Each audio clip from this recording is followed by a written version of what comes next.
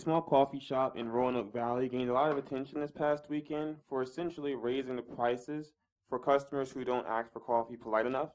Depending on how you ask for coffee, it's going to cost you anywhere between $5 and $1.75.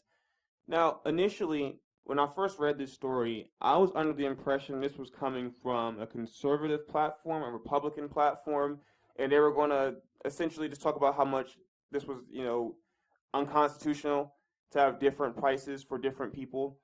But the article was actually pretty positive. They were talking about how this is a good change and more companies should start doing this, which I agree with to some extent. You know, this could get out of control if a right winger decides to do something like this. But at the end of the day, all you have to do is not shop there. Now, his name is Austin Sims. I'm going to play a video so you guys can see the full story. A coffee shop that went to the top of the Reddit online message board. People love the call by the store to use proper manners and upcharge if you don't say hello and please. Austin Sims says he wasn't trying to be famous, just a little funny.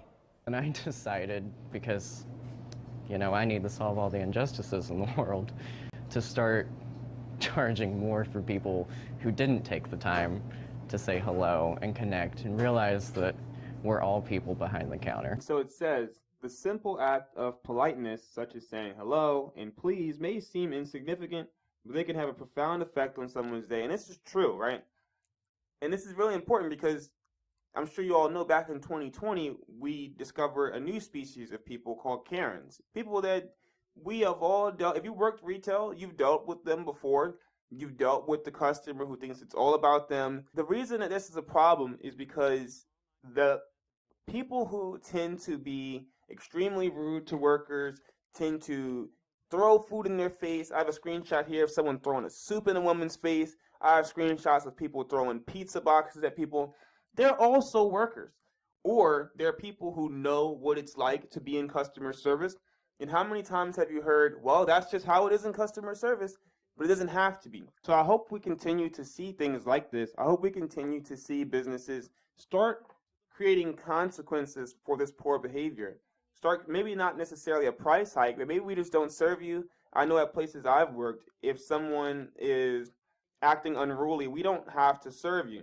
So I hope we continue to see stuff like this, and I hope this is a way to kind of combat this Karen cult that we're seeing arise. And the worst part is, typically when someone is dealing with one of these kinds of customers, a guest who wants to throw things around, throw slurs around, there's usually nothing that happens from the corporation side. There's no sort of statement made by the corporation. I think any employee affected by this kind of thing should get some sort of compensation, so get some sort of recognition. That doesn't normally happen.